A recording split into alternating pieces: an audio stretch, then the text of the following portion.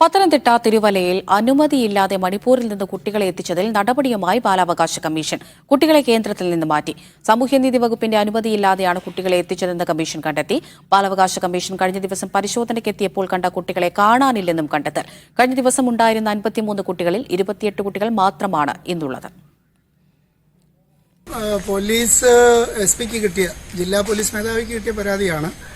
അത് ഞങ്ങൾക്ക് ഫോർവേഡ് ചെയ്തു തന്നു. ഞങ്ങളുടെ അന്വേഷണത്തിൽ പരാതി പറയുന്ന കുട്ടികളുടെ ഭക്ഷണത്തിൻ്റെ കാര്യത്തിൽ, താമസത്തിൻ്റെ കാര്യത്തിൽ, പെൺകുട്ടികളും ആൺകുട്ടികളെല്ലാം ഒരുമിച്ച് താമസിക്കുന്ന കാര്യത്തിൽ, അവരുടെ മറ്റ് ടോയ്ലറ്റ് സൗകര്യങ്ങളുടെ കാര്യങ്ങളിലെല്ലാം, വിദ്യാഭ്യാസം അടക്കമുള്ള കാര്യങ്ങളിൽ പരാതി ഉണ്ടായിരുന്നു. കുട്ടികളുടെ പരാതി എന്നുള്ളതിനപ്പുറമായിട്ട് ഈ കുട്ടികളെ കൊണ്ടുവന്ന വഴി അത് നിയമം അനുശാസിക്കുന്ന വഴിയിലല്ല. പക്ഷേ ചിലപ്പോൾ ഒരു അത്യാവശ്യ സാഹചര്യത്തിൽ അങ്ങനെ കൊണ്ടുവരേണ്ടി വന്നേക്കാം.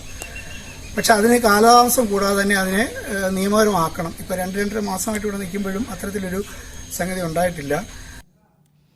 നിതിൻ തോമസ് വിവരങ്ങൾ നൽകാനായി പത്തനംതിട്ടയിൽ നിന്ന് ചേരുന്നുണ്ട്. നിതിൻ, നിലവിൽ ഇപ്പോൾ വിഷയവുമായി ബന്ധപ്പെട്ട് എന്ത് നടപടിയിലേക്കാണ് ബാലാവകാശ കമ്മീഷൻ കടന്നിരിക്കുന്നത്? അമൃത, ഇപ്പോൾ ബാലാവകാശ കമ്മീഷനും ഈ ചൈൽഡ് വെൽഫെയർ കമ്മിറ്റിയും കൂടെ ചേർന്ന് ഇപ്പോൾ ഈ നിലവിൽ കണ്ടെത്തിയ 28 കുട്ടികളെയും മാറ്റി പാർപ്പിച്ചിട്ടുണ്ട്. 19 ആൺകുട്ടികളെ കൊല്ലത്തുള്ള ബോയ്സ് ഹോമിലേക്ക്, CWCന്റെ തന്നെ ബോയ്സ് ഹോമിലേക്കും, അതുപോലെ തന്നെ 9 പെൺകുട്ടികളെയാണ് കണ്ടെത്തിയത്. 9 പെൺകുട്ടികളെ ഇവിടെ തിരുവല്ലയിൽ തന്നെയുള്ള മറ്റൊരു സ്വകാര്യ സ്കൂളിന്റെ ഹോസ്റ്റൽ റൂമിലേക്കുമാണ് ഇപ്പോൾ നിലവിൽ മാറ്റിയിരിക്കുന്നത്. 2 മാസങ്ങൾക്ക് മുൻപായിരുന്നു ഇത്തരത്തിലൊരു 53 മണിപ്പൂർ കുട്ടികളെ കേരളത്തിലേക്ക് എത്തിച്ചത്.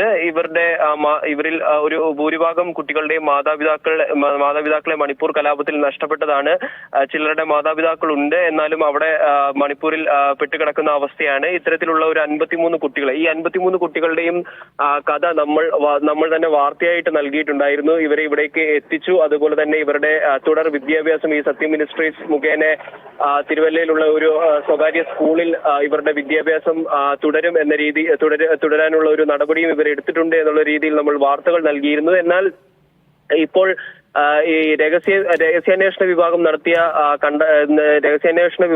അന്വേഷണത്തിലാണ് ഇത്തരത്തിൽ ചട്ടങ്ങൾ പാലിക്കാതെയാണ് മണിപ്പൂരിൽ നിന്നും കുട്ടികളെ ഈ തിരുവല്ലയിലേക്ക് എത്തിച്ചതും, അതുപോലെ തന്നെ തിരുവല്ല ആസ്ഥാനമായി പ്രവർത്തിക്കുന്ന സത്യം മിനിസ്ട്രീസിന്റെ ഈ ഇവിടെയുള്ള സ്ഥാപനത്തിൽ ഇവരെ പാർപ്പിച്ചതെന്നുമാണ് നിലവിൽ കണ്ടെത്തിയിരിക്കുന്നത്. അതുകൂടാതെ ഈ CWC ഉദ്യോഗസ്ഥരും ബാലാവകാശ കമ്മീഷനും ഈ കുട്ടികളെ നേരിട്ട് കണ്ടപ്പോൾ കുട്ടികളും പല പരാതികൾ ഉന്നയിച്ചിരുന്നു. ഇവർക്ക് പ്രോപ്പറായിട്ടുള്ള ഭക്ഷണം ലഭിക്കുന്നില്ല, അതുപോലെ തന്നെ താമസ സൗകര്യത്തിൽ പിഴവുകളുണ്ട്. അതായത് ഇവരെ ഒരുമിച്ച് താമസിപ്പിക്കുന്നതിലും ബാത്റൂം സൗകര്യം തുടങ്ങിയ കാര്യങ്ങളിലും വീഴ്ചകളുണ്ട് എന്നുള്ള രീതിയിലും ഇവർ പരാതികളും ഉന്നയിച്ചിരുന്നു. അമൃത.